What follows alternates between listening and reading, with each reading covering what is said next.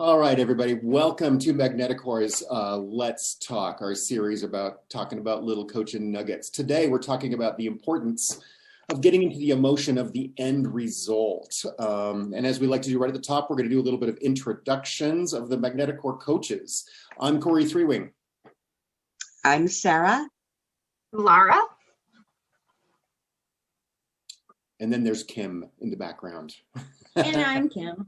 I'm Kim. Right on. I'm not student-led practice. I apologize. I came straight from a practice. Thanks for having me. You bet. Couple quick things as we get rolling. Just to make sure that in our Zoom life, for the best sound quality that we can have, please keep your own mics on mute unless you're speaking, right? That would sure help us out. As well as if, so you all know, we are recording this for our library. And so if you choose not to have your image used, go ahead and keep your camera turned off. And that will also know when we get to the end on questions and answers and that kind of thing, we will not call on you. But please feel free to jump in at that time at the end. Awesome. So as you all know, we like to dig in deep right at the top with some definitions. But today we've decided to add a little intention. We're going to claim an intention right here at the very beginning. And we created this little sentence. Think about this. Our intention is to share and inform about the potent ingredient of emotion, which allows your dream to come true, right? We want you to understand that emotion is an essential ingredient in how you create the life you love. Yeah. Any comment about that from the coaches in the room? Yeah. It was kind of fun to craft those sentences together. I just love it.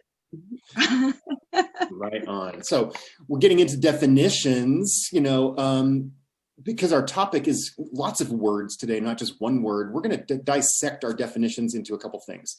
First of all, emotion.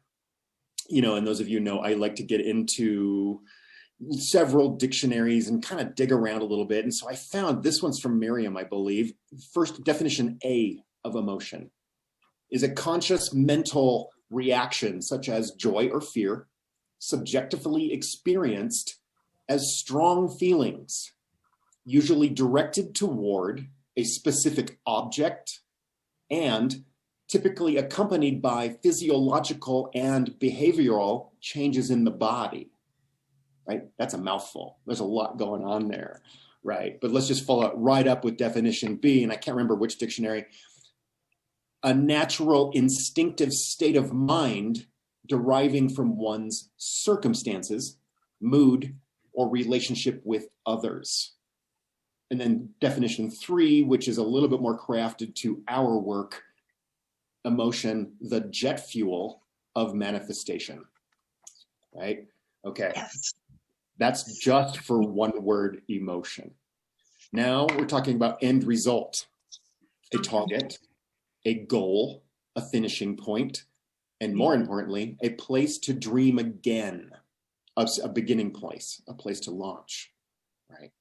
So emotion of the end result, the formula, a bond, a connect, the power, the glue, the anchor in the cosmic soil to breathe life into what you want to create.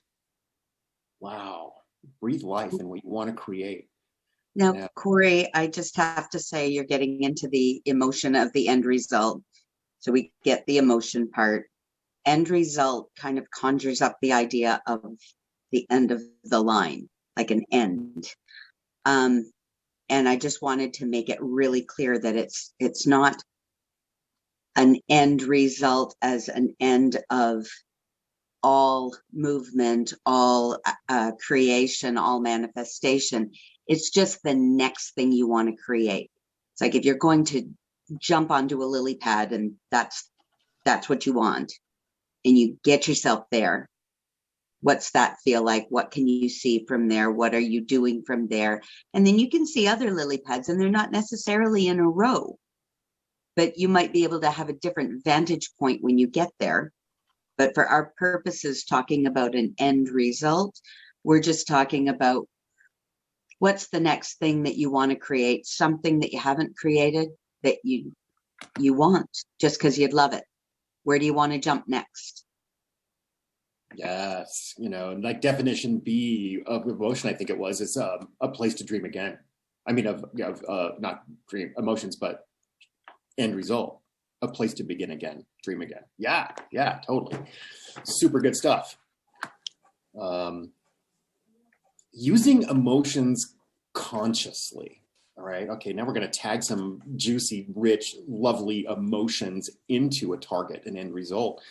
Okay. Now using them consciously, we get to choose. We get to choose what they are and how we use them. Right. Hey, Laura, what you got for us around some using emotions consciously? Joe Dispenza, as usual, right? Yeah. Our buddy Joe tells us that he talks about when we want to feel the feeling of an experience that we haven't had yet, we want to combine a clear intention with an elevated emotion. So a lot of us are really familiar with affirmations, right?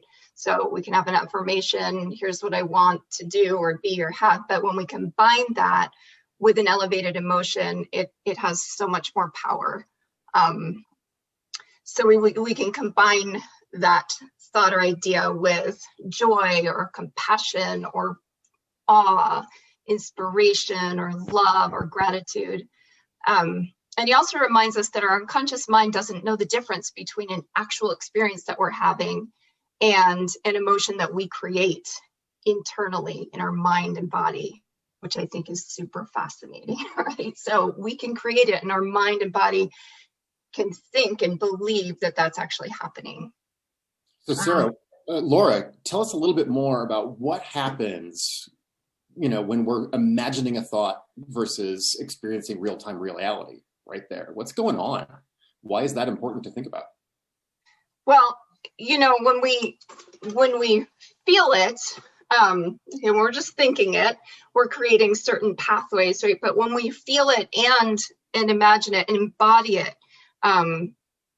it's like we are, okay, this is a little out there, but it's like we're creating a signal to the field around us to respond in new ways, in amazing ways. It's like the quantum field responds to not what we want, when we're feeling the feeling of want, that's really actually a lack feeling. If I want something internally, we believe that we don't have it, right? So we want it. But so instead of responding to a want of what we don't have, it's like we're signaling the field to respond to who we are being, and we can create that internally. So it's just a whole new way of thinking about it. It's like we become what we then, or we bring into us what we have become, and we're creating that internally. And one of the things I love about, Joe Dispenza, or as, I like to call him as Uncle Joe, because I just feel like I know him, is that, kind of the science behind this, some of the epigenetics around, when our thoughts, which can be tagged in our imagination or the real thing we're having, create a chemical download that our bodies and our cells receive. Right. And so then we can choose it. I think that's a little bit of what when you said a minute ago, our mind doesn't know the difference between a real experience and a made up thought. That's what's kind of going on in our physical body. That's exactly true. So when we have our thoughts, the ones we're having on an everyday basis, and a lot of those are thoughts of scarcity or what's going wrong or, anxiety or frustration or fear or whatever that is, we actually become addicted to those emotions because when we have the thought or it signals a chemical. The chemical releases, this or creates an emotion. The output is an emotion, right? So we have the same ones over and over and over, and we become addicted to them. So if we want to have different ones, we actually have to create that whole setup again, but with the emotions that we want to have and the outcome that we want to experience. It's like we have to overpower them and create new super highways for, the ones that we want instead of the ones that we don't want. Right. Well, and I think that's important to jump into. Okay, emotions have power in our thoughts and what happens, and then let's bring into the scale. There's your positive experiences, negative experiences. When we're having a negative emotion, it's 4 times or more powerful than a positive emotion in this chemical dose that we get from our bodies. Yeah, Sarah. It's just bringing to mind, everybody's familiar with this scenario where you can have an entire argument with somebody inside your own head. And by the time you see them, you're furious. And it's real. You're really, really upset. But you've conjured it up inside your mind. And you know you can get yourself worked up. You can also get yourself really excited if you're conjuring up a more pleasant conversation, and knowing that our minds are just receiving sensory input in order to create a picture in our head. And that's always all we're responding to. Mm-hmm. There's no difference between real and a movie and a book. And, you can get immersed in art or music or all kinds of things where you can grow emotion, and a song can, well, people say, you made me mad, that makes me sad, or that makes me happy. It's not really doing anything to you. You're allowing it to grow within your own mind because you've got control over that. The beautiful thing is that we know that chemicals get released as a signature of that feeling. And so that will prompt your behavior. It prompts your action. So you could be afraid and it'll prompt, the fight or flight reflex. You can be, feeling really happy and it will prompt, joyful behavior. So knowing that that's the mechanism, that's what we're digging into today. So I just wanted to pull that down to something relatable. We can get ourselves worked up quite well, and we're kind of suggesting, why don't we do it on purpose? So, under this little section here, we're talking about choosing emotions consciously and putting them to work in our favor, right? And we do get wound up about our emotions and our energy. And so one of the things that this does on purpose is it builds the energy. It makes us wind up, worked up. It makes us set up some expectations around where we're going. Now, I think it's important to call it right here. Once again, in that inner field, our inner self doesn't know the difference between positive or negative. We can absolutely get excited about a really good thing. We can also get super excited about a bad thing, right? But what, calling back a second ago, negative emotions have more weight, more chemical, more of an impact. So when we counter that, we have to do 4 or 5 times as much positivity, which is joyful, and we get to, and actually creates more fun and welcoming energy around those emotions. But you would kind of counter that heavy and negative and then bring it back to balance with more positive, right? The next step of that, then, okay, we're building energy, creates excitement in our soul, in our inner self, right? We want it to feel big enough to keep your attention. This new emotion tagged to a dream, this dream that's going to come true, right? How do you keep your attention on it? Well, you make it fun, you make it interesting, you make it so that you want more of it. So once again, everybody can relate to that idea where, you had a dream and it was so real, or you read a book and it felt like you were right there, or a movie just drew you in. What it was actually doing was creating the emotion inside you, and it's the emotion that you identify with as real. And so we're wanting to make things real, and it's all to do with that emotion piece, which is not to say, okay, affirmations, guys, you say it, you can say affirmations all day long, but if there's no feeling in it, people say it with heart, put some emotion, emote. You can say an affirmation and that's lovely, and they're beautiful and they're pretty and they're encouraging. But if you really believe it and you really feel it, that's going to grow that emotion and prompt that action, which is what you're looking for. Right. Action. All right. So to create action, we got to create some excitement. feels Yeah. big enough to catch your excitement. We get psyched up about it.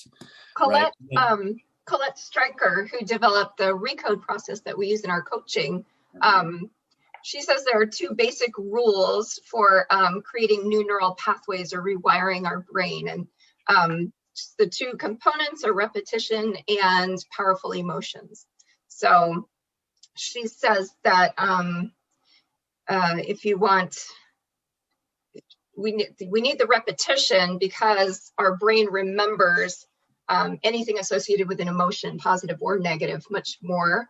The negative, like you were saying, Corey, and that's because when we feel a negative emotion, our body, our mind goes into high alert, and so it's taking it in more powerfully because it's already sort of scanning in high alert. But we want the repetition because any so if you're doing multiplication tables, for example, there's no emotion associated with that. So you need even more repetition. But when you have an emotion associated with it, it requires less repetition. So the more we throw those emotions, the less work we have to do. Well, bringing emotion into that. Okay, so this next section about using emotion consciously is now there's a call for attention from within yourself. Now, there's this inner excitement, this inner desire, maybe a need, depending on your situation, what you're focused on. But all right, if there's this attention from within to do a thing, why do you want this new thing? Like, what's the source for this creation, this new thing you want to have? And then what is the gift you receive by having it? You know, now this is where we step into some of the steps of what we do in Recodes. Okay, now imagine as if this dream is already here. And what does that do? Triggers the emotion as if it's already in your lap. It's already happening. You're living and breathing it in your imagination first, right? You experience it as if it is already here, right? You see it through these new eyes. You hear it through these new ears. You walk around in these new shoes. Really make it tangible in your imagination, right? And then the next step, of course, is once you're experiencing that, then what's your self-talk? What's your experience? What's your view back to your current reality from this desired reality? What's this balance between two places, right? And then new values kick in. All of a sudden, a new set of values towards your dream coming true compared to where you started. Your old values got you here. A new set of values creates some tension between two places. Power of imagination, right? So, Corey, when you're describing all of this and it's making a lot of sense, but again, I'm all about bringing it down to some relatable allegory or metaphor. And it just causes me to think of it like we know how to do this. And we know how to do it because we did it when we were kids. We're making a Christmas list, a list for Santa. And you're thinking about, okay, what do I want? And you're thinking about it. And then you're imagining having it and you write it down. And then that's all you can think about. And it's making you more and more excited and it's building it up. And then it's prompting you to behave because you know that's the next step to getting what you want. It's modifying your behavior. It's being aware. And it's really living in that end result of I'm getting my toys on Christmas. And over time, you know, our hopes get dashed or we get let down. Or we get disappointed in something and we lower our expectations and the bar comes down. And there's a self-protection mechanism that kind of disallows or discourages the idea that you could kind of swim around in the idea that I want it right now. Like, what would that be like? And feel it like really, it's really real. You tell a little child that they're going to get a puppy. That's real. They're in there. They already have that dog. And then you turn around and say, yeah, well, that didn't work out. We don't have a dog. Well, their grief from losing their dream is no different than if they had the dog and it was taken away because they did have the dog in their mind, in their heart. They're really invested in it. And so this is something that we need to kind of flex that muscle again and give ourselves permission to really play around with what that would feel like and how you would do it. And so that would beg the question, where do you start? And so where do you start if you're just trying to figure out how to learn that again? Well, you know, practicing these skills, I think, is such an important part of this, you know, giving yourself permission to be a little clumsy at this, because now we're adults, and remembering that we knew how to do it when we were kids, you know, that's a polarity, this young innocence to our wounding of our resistance. Where did we learn to resist where we are now? This polar opposition between good and bad, what we want, what we don't want. Now, I think this is an opportunity to say, okay, I know what I don't want just enough to know what I really want, right? So that don't look at it too long. It's just, not that. Right. We want to put more power, more attention into what you do want, right? Because if we focus too much on what we don't want, we get more of what we don't want. But we know just enough of what we don't want to create this beautiful thing. And then we launch into this new world, right? It's an opportunity to see a new desire compared to where you are now. Now, I think that's a fun sentence, more powerful sentence than here's what I don't want, here's what I do want. An opportunity to see, okay, where I'm at now. And I would like this. This would be lovely. I love this. This would be a good thing to show up, right? When we're going for one thing, okay, now, Sarah, I know you're going to love some of this. We talk about this all the time. When you're going for one thing, why does the opposite energy show up? Always, right? Yeah. But if you want to unlock one side of the coin, like, you need both sides. I mean, it's hermetic principles, there's polarity, there's opposites, and you need to allow both, but that doesn't mean you're choosing both, right? So as you're going through and thinking, okay, I want to be open to this, you need to be open to be disappointed, but you also have to give yourself permission to, this sounds trite. People say dare to dream. We really are daring you to dream, like legit daring you to dream. And there are different things that you can do. I hear that a lot. I don't know how to, I want this, but I've never really felt it. I don't really know what it's like, and I don't know how to grow that. Borrow it. Go and borrow it from a book, from a painting, from a story, from a movie, from your friend, from an old photograph album, that anywhere. It doesn't even matter where. Find it around your life. Look around for it, because there'll be little sprouts of it here and there. And then you just have to locate them and grow them a little bit. And that's part of what we do as well, right? As coaches, we coach to that. Well, when, you know, the other side shows up, like, I got this dream I'm going for, and then the yeah, but syndrome kicks in. That would be nice, except I have to ... right? Some of these self-sabotaging beliefs that comes up again and again and again. Like, I would love to have that, but I can't, for whatever reason. Now, a lot of that comes back to, like we were talking about earlier on, the epigenetics. We've had 30 years of a chemical dose of scarcity. Our body is very used to responding in a certain way, and now we're asking it to do something opposite to what we've been doing all day, every day, for years upon years. It's like microdosing. There it is. Microdose. Microdose on the happy. Get used to it. Right. You know, so then we start getting into, okay, there's that conscious autopilot of that scarcity pill. Our cells are used to it. It wants more. It auto responds in this way because it's an enforced and trained habit. Now, what we're doing here by choosing the emotions and tagging them to this new result is we're enforcing and enabling a new habit. We're building a new habit together. right? Now we get into, okay, doing that alone is kind of hard to do.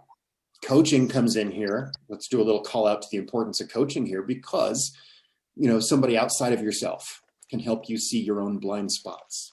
Like we always joke about that. You can't see your own blind spots. That's why they're called that, right? An outside perspective to say, okay, what is that outside perspective? I have this dream. Okay, coach, friend of mine, I need some help.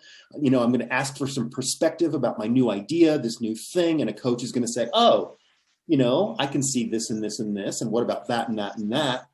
And then on your second visit, come back and the coach will say, you said a thing, but now you're doing the opposite and you don't even see it. Oh my gosh. Thank you, coach. Thank you for helping me come back to my dream. Some alignment, accountability in your alignment to make it come true. A reminder. Hi, Yeah. Lulu, come on. Oh, we got Trisha. Somebody showing up. Hi, Trisha. Sorry, I thought I was on mute. Trying to leave my studio. Yeah, importance of coaching. Sarah, are you talking? Great. I was just going to say, I think it's important as coaches that, we make sure that we continue to reinforce with great repetition. You're not broken. There's nothing wrong with anything you're doing. It works brilliantly. It got you here. We just, connected a few dots on all of the research, all of the behavioral stuff. And if you're willing to play in this field and you're willing to try, we have all kinds of tools that can help you in this area grow that emotion, because it's really, really, crucial to have that emotion in the equation.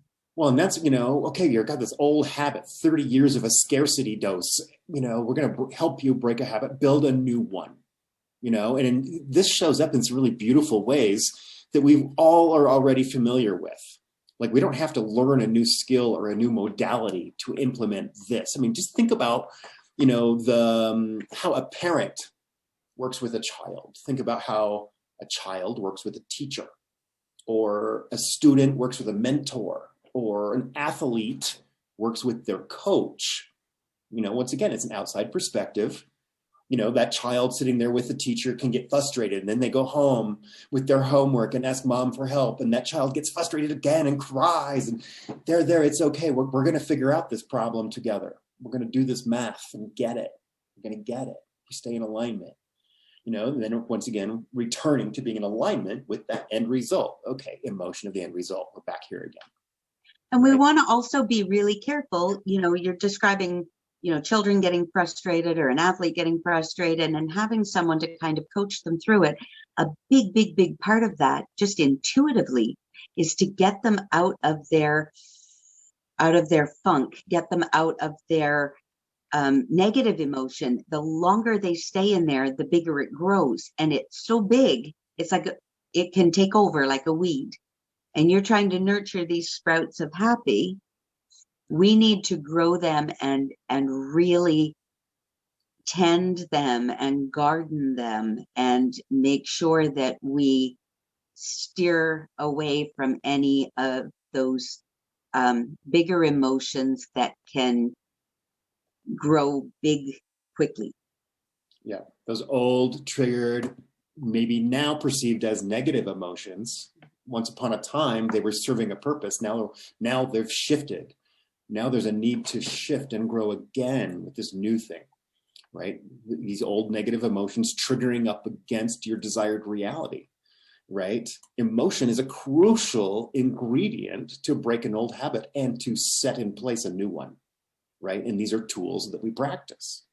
We practice on our own with our morning meditations. We practice, when we redream a dream with affirmations. It was like, yeah, that's toward where we're going. And all right, how do we make an affirmation more useful? Is we put emotion into it and tag some action on it. Wow. Yeah. Awesome. I do need to clarify, when I'm saying a coach or a parent or a teacher is helping someone get out of their their frustration with their task at hand. The frustration is still allowed. It's just an encouragement. The frustration is allowed to be there. Sadness is allowed to be there. Anger is allowed to be there. They have to be there because you need access to all of your emotions. We're just pointing out the choice regularly. You know, it can be there and it can stay there, but you can still choose to move forward in this direction. And if it's baby steps, that's what it is. If it's a full-on sprint, great. Whatever works for you. But we're not saying that the negative emotions are emotions that are unwelcome. We're just saying they're not chosen in terms of what your end result is. If it's not serving your end result, you can visit, don't move in. You know, we'll continue to encourage the active choice of how you want to feel. And it facilitates that a little bit to have that gentle reminder from the coaching. You know, and once again, you know, like a negative emotion has 4 times the power of a positive emotion. So when we're implementing a new one, okay, now we get to come up with 5 or 6 positive emotions to counter the one negative. Right? Now remember, that's joyful. That's fun. That's a fun menu to read, implement. Right. So I want to move on a little bit in the essence of time. We've talked a lot about the importance of emotions tagged to your new choices. Right. So now here's a question. Are you willing to try something new to get where you want to go? Right? Try on a new emotion, try on a new thing, right? Now, here's a sentence that we created, you know, in our prep session for this, and it's a long sentence, and it's in 3 parts. I'm going to read it out loud once, and then we're going to talk about it. We're going to break it up a little bit. The sentence is, can you give yourself permission to let go of who you have been in order to be who you are becoming, right? First part of that sentence is, can you give yourself permission? I love this because this calls up, where is my resistance? Oh God, where's my yeah, but factor, right? Like, I love this idea, but I can't just yet. I have a thing, I have a belief, I don't know, I'm stuck. I don't believe in myself enough to ... right? Second part of that sentence, to let go of who you have been, right? Now, this is your old identity that got you here today compared to your new identity of what you're trying to create. And now the third part of the sentence, in order to be who you are becoming, to really step into this desired reality, this new dream come true, right? Now let me read it one more time. Can you give yourself permission to let go of who you have been in order to be who you are becoming, right? There's a lot going on there, you know. What's the challenge? Can you give yourself permission to change? Right? Wow. Wow. So in doing so, these coaching tools, staying in alignment, giving yourself permission, discovering where the permission lies, discovering what these identities are, really decorating your future choices. These are coaching tools. Why coaching comes in handy, right? I want to do a little callback to a couple of our past episodes around creative structure, right? When you put yourself in a creative structure to make a dream come true, things get in alignment. Things become easier. Creative structure, it's an awareness that you do choose your focus. You choose it. You set yourself up on a path that aids in your success, right? And then the tension attached to that. The tension, where's your focus? Where's your laser beam focus? Where you are going toward where you're going, right? As opposed to aware of what you don't want, you're running right at it. Okay, so creative structure, holding the container. The tension is the focus on the way there, these coaching tools. It's the winding up of the emotion you want. You're winding yourself up to go for it. And that, just the act of doing that increases the tension because you're winding it, right? And that's a great expression for exactly what we're proposing when we're talking about, you know, loading and winding up the desired end result emotion and putting the emotion over there, you wind it up, you can't help but move towards it. Yeah. So we're going to talk about current reality and desired reality here in a second, but just to call back to our past episodes on creative structure and intention. Okay. Current reality, desired reality, rubber band around those two things. You pull it out. There's your structure and your tension. I'm right here looking towards my future. Wah! Which has more power? Right? There it is. Current reality. Okay. We're not going to get too much into that because we've got some past episodes about that. We're going to come back to that every time. It's one of the essential ingredients. But for today, okay, current reality. It's where we have been and what got us here right now. Right? Often we're coming from a place of chronic dissatisfaction and that daily dose of chemicals creating an addiction to that, right? Now, these are heart-centered emotions. Heart-centered emotions around dissatisfaction. Heart-centered emotions around maybe my pain and suffering or my sense of lack, right? Emotions of survival. I can, I'm this much got me here. I'm struggled to get here. It's hard to see beyond my struggle, right? Comfort versus discomfort. I'm in a state of discomfort seeking comfort. Often that's a reason to go from your current reality to a desired reality. What is the dream? And once again, in that current reality, where is the majority of your focus? Where are you spending more than 50% of your time? Is it on what you're running away from or what you're trying to create and go toward? And then that harvesting of the emotions of how does that feel every day in your life? Where are the emotions tagged to your focus, right? Are you running away from something, running towards something you truly want and desire, right? And when we want to tip the scales in favor of what you want, it will really tip the scales heavily when you add the weight of the emotion. And the bigger you can grow it, the bigger the pull to it, the bigger the weight on those scales, and things start tipping in that favor. It starts resolving in that direction. Right. Yeah. And a lot of this practice is just reminding yourself where your focus is, right? Reminding yourself to move from, I'm in current reality and those emotions of scarcity and lack, and I can just lift myself up and put myself on that other lily pad, right? And stay here and grow these. So a lot of the practice is just sort of knowing what the whole system is and then putting ourselves in the right place and growing those, practicing those. There's some moving parts. There are not too many moving parts, but a lot of it is just the awareness and reminding ourselves. Mm-hmm. Yeah. So, all right, current reality, one side of the structure we're talking about, which is emotional. Now our desired reality. Let's choose the emotions we want to experience. Joyful ones, proud ones, whatever they are for you, whatever's tagged for you.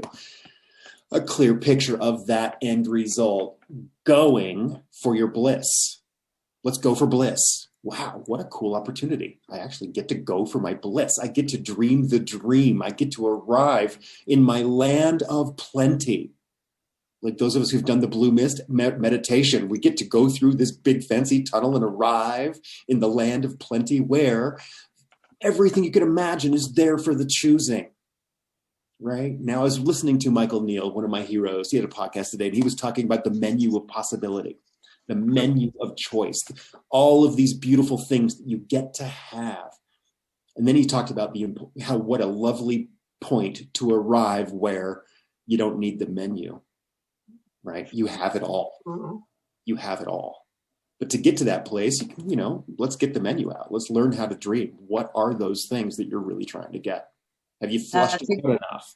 And I'll come to you in a quick sec, Sarah, but as we're reading that menu of possibility, especially we're not really used to that menu is to harvest the emotions of your dreams.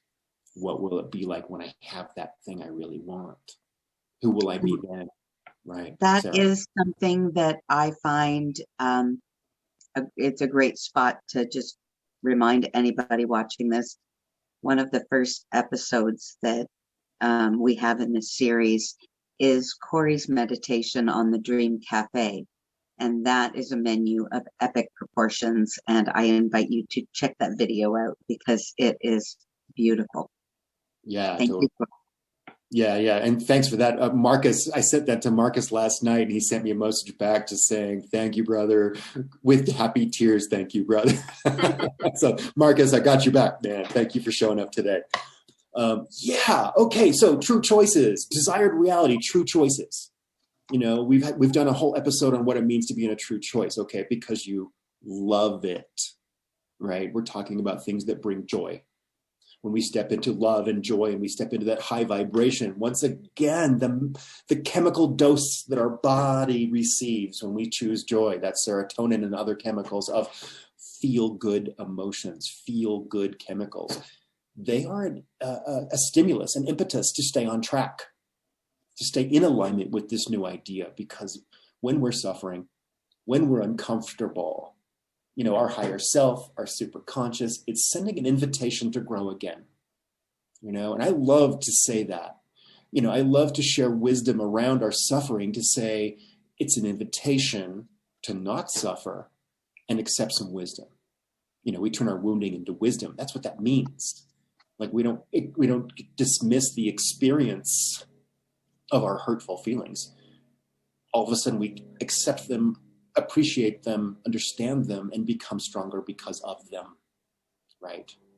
And so, okay, here we are, back, current reality, desired reality, the importance of choosing emotion attached to your dreams, the power of your imagination. Try it on, act as if, feel as if it's already here to harvest your good examples. Sarah mentioned this a minute ago. Where do we get those good examples? You borrow one. If you don't have one, go get one. Who are your heroes? Favorite books, movies, right? Who left their mark on you in the best way possible? Or what left their mark on you in the best way possible? Who do you want to be like? Who are you growing into be? Who inspires you? Whose shoes do you want to borrow? I want to walk around in your shoes. Yeah, absolutely. What creates that feeling of awe in your mind and heart? What creates awe in your world? And we laughed a little earlier today about spelling awe differently. AWE, like awe. And then there's also the spelling of AHHHH, as in relief. Oh, that feels so good. Thank you for taking that weight off my shoulders. So there's inspiration and relief at the same moment. I think that's a lovely thing to think about. I want to feel relief and inspiration. I want to feel motivation. I want to feel that cosmic locked door swing right open to my land of plenty. I want to be able to say, all right, awesome. And it's a choice. Right. It's a choice. And it doesn't often feel like it is, but if you practice choosing it, you'll begin to notice that it is a choice. Yeah. So how real can you make this in your mind? How real can you take this new idea, this chosen reality, this new thing you want to create, these things you want to manifest that are not here yet? How real can you make them in your mind? Okay, so now here's some tools to do just that. 1, practice. Repetition and practice. We've been talking about that. Laura talked about that a few minutes ago. When we're not using our higher selves to grow, repetition, like mathematics, you say it again and again and again and again without the emotion. With emotion and repetition, things happen faster. We tag it. Then all of a sudden we start becoming our desired reality more often, more so than our current reality. Then it shifts. Then that tension, that creative tensions, then your future starts pulling the back of you forward. All right. Then you have movement. That's another one of these tools. Okay. Importance of consistency, repetition. How do we do that in our daily lives? Your daily routine. What is your daily routine? What is the chemical dose that you're giving your body every day? Joe Dispenza, I was listening to him just this morning talking about this repetition of your daily meditation, the chemical dose, 15 minutes a day. of a happiness, a feel-good chemical dose, stepping into that 15 minutes a day, right, is huge in moving yourself forward and breaking old habits. 15 minutes of joy, chosen and conscious joy, is gigantic in understanding and letting go of some of these suffering emotions, these harder or difficult emotions, and doing it daily. And when you start doing this more often, it starts to feel real good. So next thing you know, all right, I did 15 minutes this morning. That was amazing. I'm going to do 15 minutes at lunch. And then I'm going to do 15 minutes on my way home from work. And then I'm going to do 15 minutes before I go to bed. Right? So now it's not just once a day now because it feels good and you start seeing the effects of it. Now you're proving it to yourself. What a lovely place to arrive. Now I'm proving to myself that my chosen emotions are in my favor. Right? And all I had to do was sit down and choose it for a minute and remember joy, remember what it felt like, for example. Right? It's such a lovely gift of relief to yourself. Even if you're only partway on board with this, you could sit down and just try it for a minute and you'll start to notice it is real. It's a real feeling. You don't have to, you don't have to step away or move around within your feelings, but you can give yourself a little relief and you can build it and it can be more comfortable. You could get so used to feeling weighed down that the lightness will be uncomfortable because you're not used to it. And so just giving yourself that momentary relief a few times a day and then a little more and a little more, it will grow. Yes, it does. Talking your body dynamics, the cell structure, your memories. Sometimes our tense muscles are these memories of our past, but we didn't know what to do with, so we're going to hold it in our tension until we have the skills to deal with it. Okay, we're going to talk your body dynamics into believing the dream has already come true. And then look, once again, looking back from that place. I see through these new eyes, I hear through these new ears, I feel with this new feeling, and now I'm communicating from this new wisdom. This new chemical release reinforces these new choices you're making. Because one, it feels good. It feels good. There's some relief and inspiration attached to those things. And coming back to what Laura was saying at the very beginning, our brain doesn't know the difference between actual reality and these chosen thoughts. When we do that, when we have our chosen thoughts, we get that chemical release. It feels good, right? Okay, now we're focused on our end result. Now we're significantly down the road of focusing and dreaming this dream into reality. Our end result is starting to actually come closer. And when that happens, we are able to see beyond it. You can see into, okay, if that's dream one, dream two, then when this first thing is complete, this first desired reality, this first goal is there, what are you going to create next? And how does that feel? And how does that sit in your heart? Because you love it.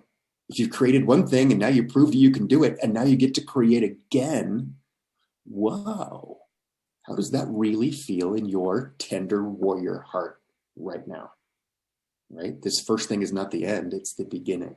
Sarah. We're talking about, how does it feel right now in your current reality? And sometimes it can be really consuming. But if you do think, I've got to go back to the lily pads. If you think about the fact that you've just jumped onto a lily pad, you're not expected to stay. I mean, you can hang out there for a while, sure. Yeah. But you don't need to stay there.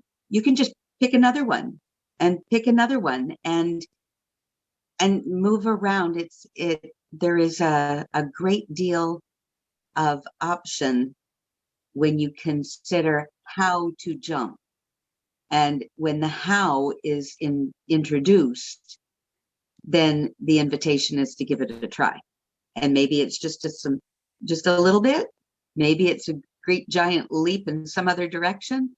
And whatever you are wanting to choose, however you want to experience your life, that's what's the right way to go for you. Yeah.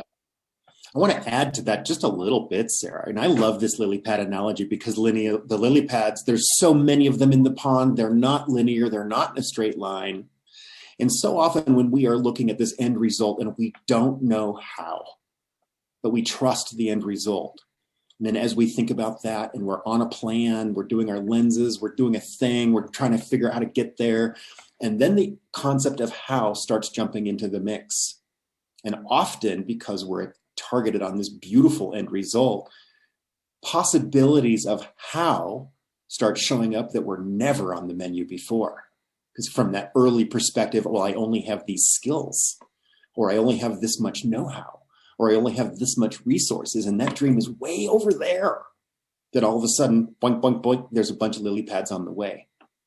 Part of that too is, okay, maybe my vision was a little bit cloudy as I bounced my way along. As on that very path, you can take out some more cosmic trash. You can dream a little bit in more detail, create a more laser beam focus on your way there. Because, really, it's not a straight path. It's more like a spiral. Boing, boing, boing, boing, boing. As we go forward, we bounce off the walls down the DNA spiral, right? So it gives us a chance to go, oh, okay, I thought I needed this, and that got me this far. And now I can say I don't need this part of it anymore, but I'm going to take this with me. And this new information gets me to the next lily pad. And this one has flowers. This one's blooming. Right? You're going to bounce anyway. So you can decide if it's fun or if it's a hot mess. But that's your internal representation of the experience. It's your internal decision. So you can decide that it's a bouncy castle, or you can decide if it's an Iron Maiden. Yeah. Like, that's totally your internal experience. And the bouncy castle's fun. Mm-hmm.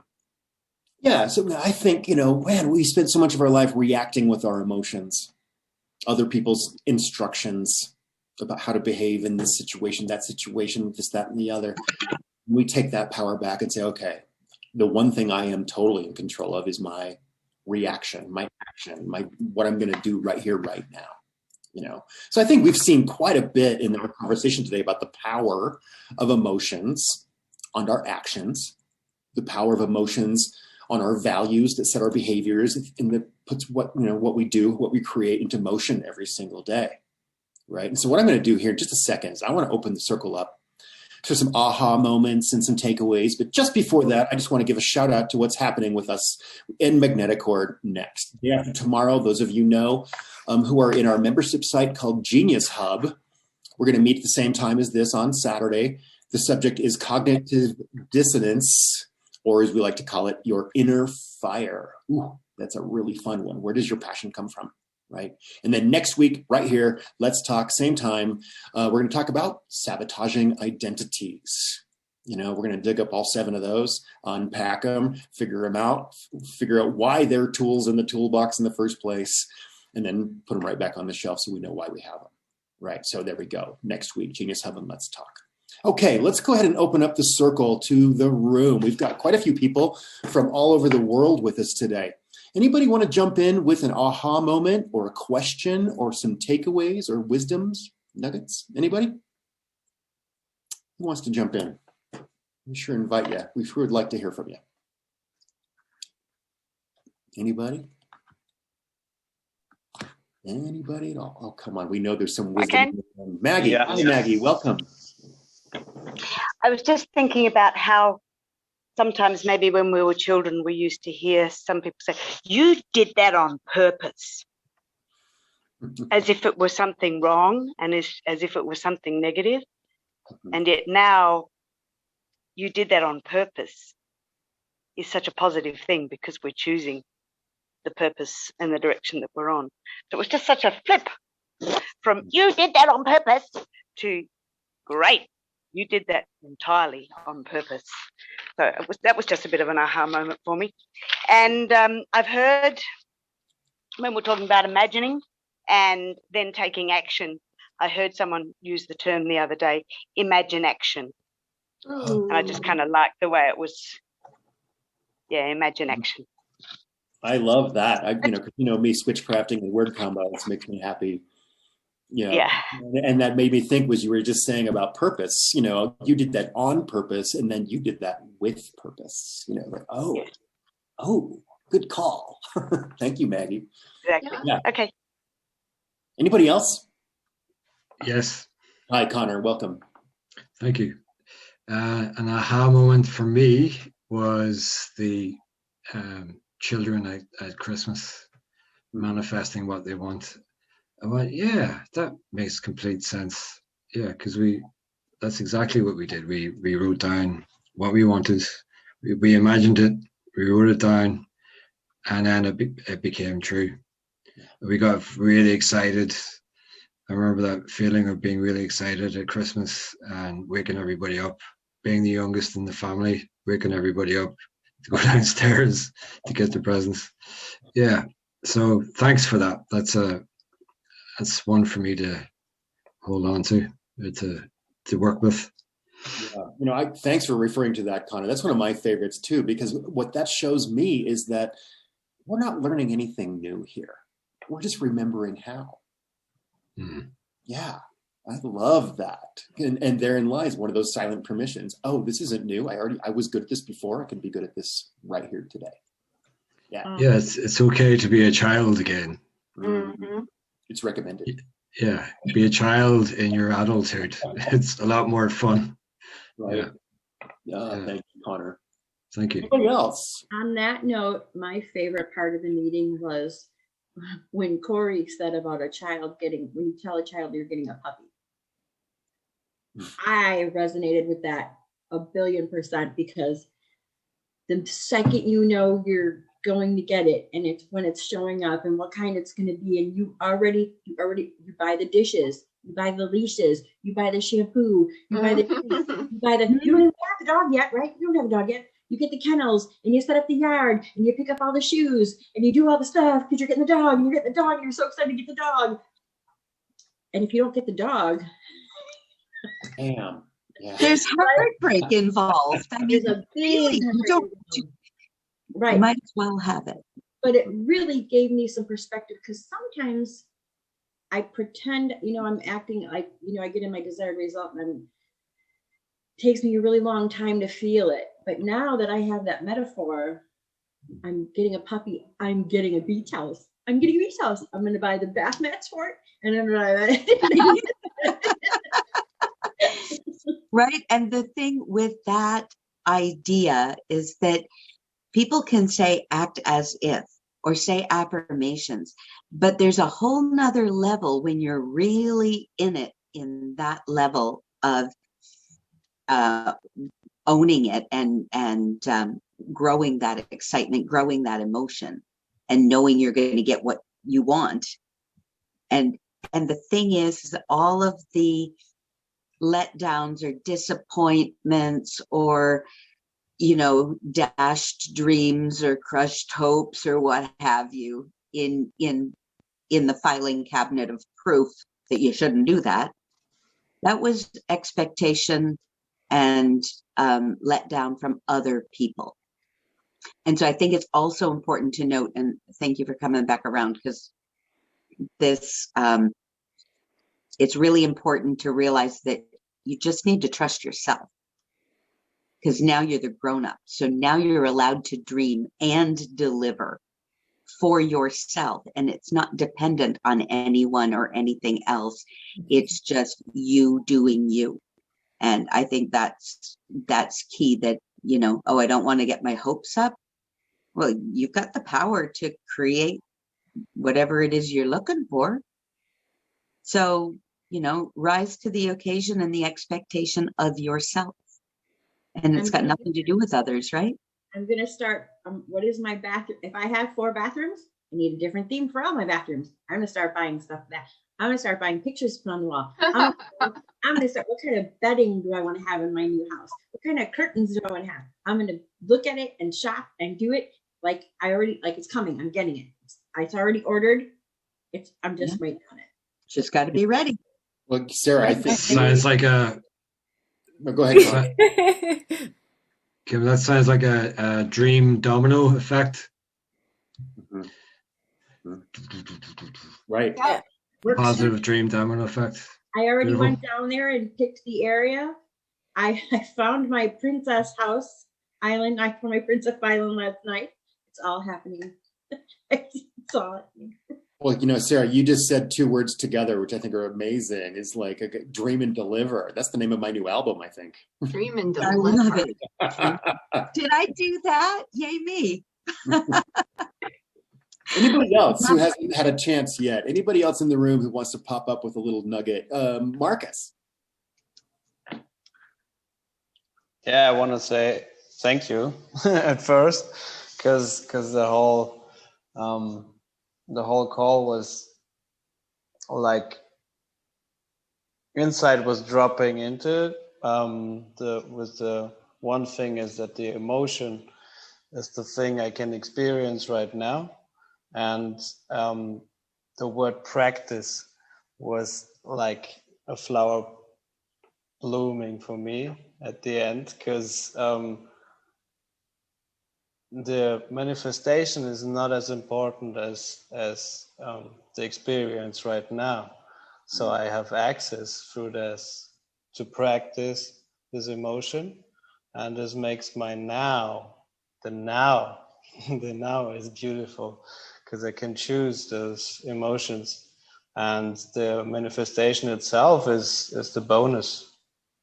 It's just a bonus, but the real gift is that I can make my now rich. Right on. Welcome I home. love that. Marcus. Love it. Welcome home. You Thank you. Your cake, your icing on your cherry on top, eh? Yeah, Yeah. because when we start to have, The go side ahead. of ice cream.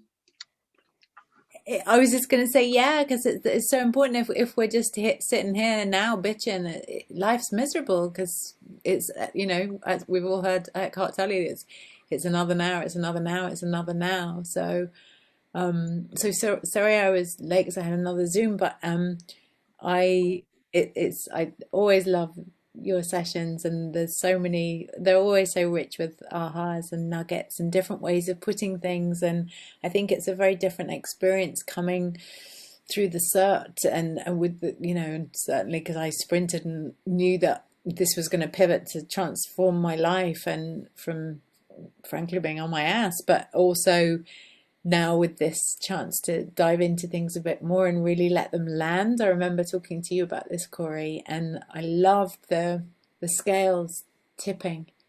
Mhm. That really, and of course the lily. I mean, I as a kid I just was crazy about lily pads and lotus flowers and frogs and toads, and grew up with them and all of that. Anyway, so I love that it's not linear, and that the hows do come as we do. And I hear you, Kim, because that's since I've not been to see this house yet in person, but I've done up every room. I've got pictures of shutters and chandeliers and all these seating, even for the kitchen, and pews for outside, and fire pits, and like I've got gypsy caravans in the gardens for people to sleep, I when I first saw it was inside a week I'd already gone and I'll convert the garage like this, and people can stay. And if I put a dividing wall, it can be a storage too. And I literally was just exactly like Christmas, just awake, just with excitement every night, going, okay, calm down, Nicole, because you haven't actually been to see it yet. But it was really, we need these, the emotional ooh of our dreams. I mean, I think it's having had many dreams and lots of bumps down to earth, and lots of disappointments, because I didn't really know this structure at all before now. This is what's so beautiful about this work is it's not in that, oh, you can't get your hopes up because we've got a way to make damn sure we're going to hold ourselves accountable, and we're in this beautiful community that if the wheels come off, we can deal with it, but we're keeping taking the action, we're keeping being kinder to ourselves and entrenched in this, right? Feel it. And yeah, hurrah. Oh, I love that, Nicole. When we start this work, we're really trying it out as an experiment. It's a new paradigm. It's a new way of thinking. But, when we begin to have feedback from our environment that what we're doing inside of us is producing effects on the outside, it's potent, it's powerful, and then you want more. You're Yeah. like, oh, this really works this way. I can do it here, and then it shows up there. Yeah. That's Yeah. just mind blowing, right? Yeah. And you Then know, once, yeah, Which is just appearing in my lap. I mean, I think mine have been like quite sort of small things, but literally when it's two in one day and you're like, ooh, I only said that. I can't wait until wouldn't that be lovely? And boom, the next day, there you go, you know, like. right? See, even as kids with that Christmas list, they're not concerned how. They don't ask a lot of questions about Santa, and Yeah. they don't ask a lot of questions. And they're Except cool we with don't, it.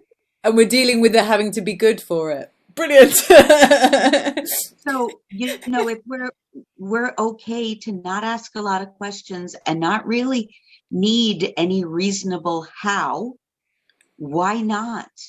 It Mhm. works, and it will continue to work, especially if it's an expectation of yourself, and that energy starts flowing and momentum starts building and the excitement is there. And yeah, Nicole, move into your house. You know, we'll see it later, but just move right in.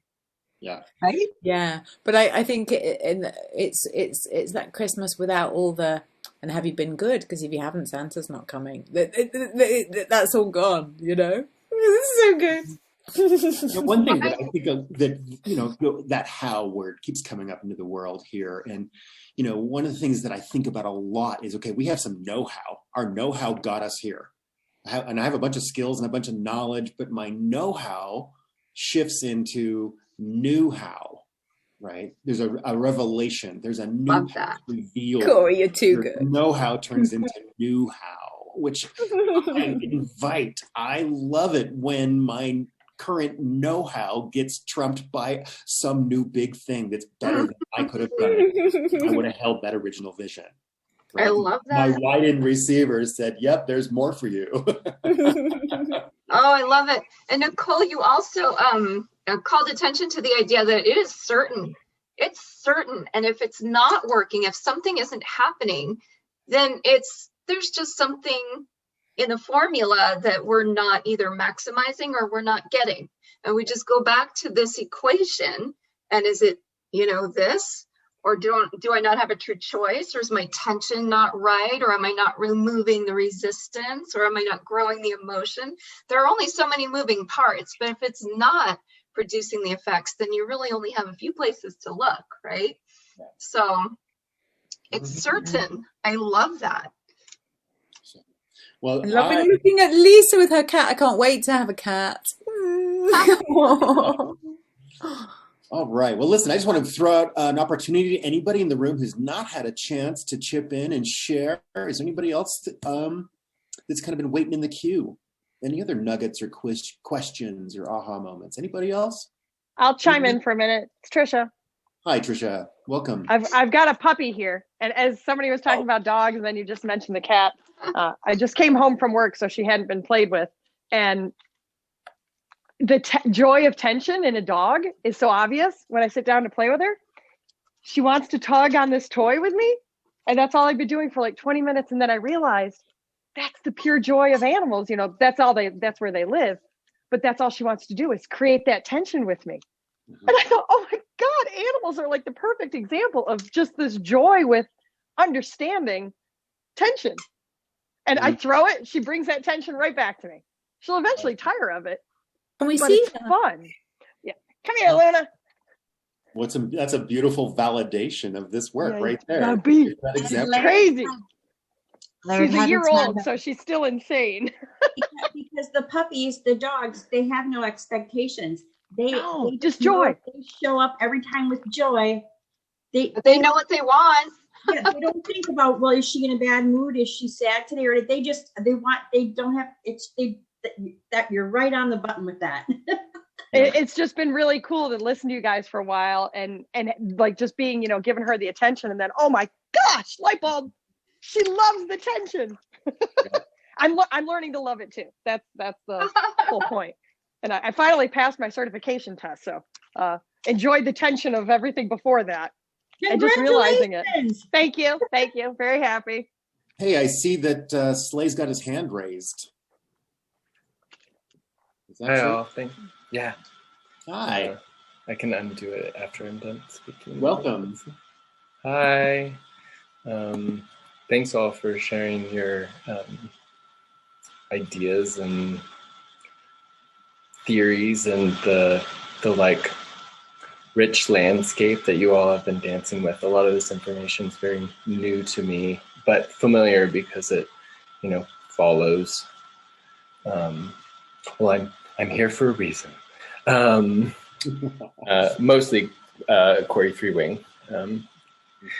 His lovely house is here behind. I feel very lucky to be here with him live.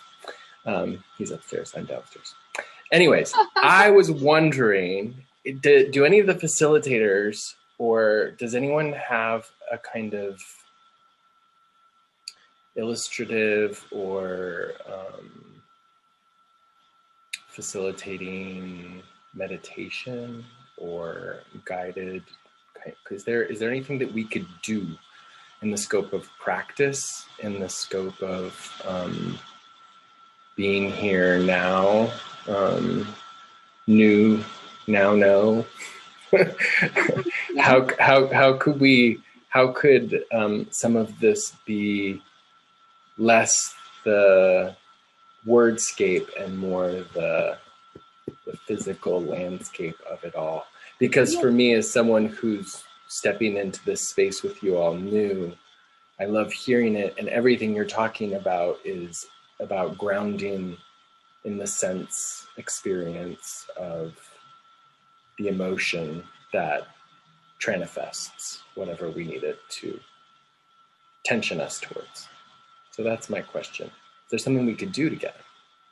Yeah. That's a great I'm happy question. to do that right after are we going to close the show and we can stay on and do a practice or a session? I would love to do that. Especially since we have Nicole here. Woo-hoo. I know, right? Ooh, Nicole, put Nicole on the spot, but Nicole does a lovely one. Mm-hmm. Well, that being said, being that we're about to wrap up our episode of Let's Talk and the recording is still going, why don't we go ahead and close the circle for our recording purposes and say farewell and say, everyone come back, see us next week, and see us day after tomorrow for Genius Hub. And then those of us who have some free time right now, we can stay on and jump in and dig this thing up a little bit. I would love to do that. Awesome. Anybody have any closing remarks, any closing little goodnesses before we say farewell to this episode? Yeah, just quickly, I would just like to say that the whole thing, I think, is, like you said the word validation before, and it's not external so much. I think it's just that we're all validating our creative force. We're all here validating that we are naturally like this anyway.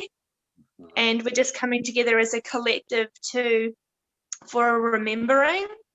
Mm-hmm. And personally, for me, I have this excitement all the time, and I feel like it's just all a gift. Like it's all, like Sarah says, a thing. Everything becomes a thing, and there's excitement and just everything, like everything. Yeah. So I just feel like we're just living our natural way here and able to share those experiences with each other in these new discoveries and rememberings. So I'm just, I feel very grateful. Isn't it lovely to remember it? Isn't it lovely to know that that's just how we are? Yeah, it's just incredible. So absolutely. Rebecca, those who know me well, and you might have heard me say this before, but maybe this is a good way to wrap up the situation, is that when we wake up and we remember that we've never lost our power in the first place, and we recall how to use it again, right? That process of remembering that validation right there, the two words that I say, my most favorite prayer of all, are the words, welcome home. I totally got that concept like a few days ago, and I was just blown away. It literally is a coming home. It was just like, oh my God. And then I was stuck in procrastination and not doing, but now I'm doing. It just changes everything. Everything just changes. Remove the resistance, get into action, and you're back. Excellent. So Welcome home, Rebecca. with that, I want to just say, welcome home, welcome home, welcome home, welcome home, welcome home, welcome home, welcome home, welcome home, welcome home, welcome home, welcome home. Thanks, everybody. Thanks, everybody, for coming to Let's Talk. We'll see you next time. Let's go ahead and shut off the recording.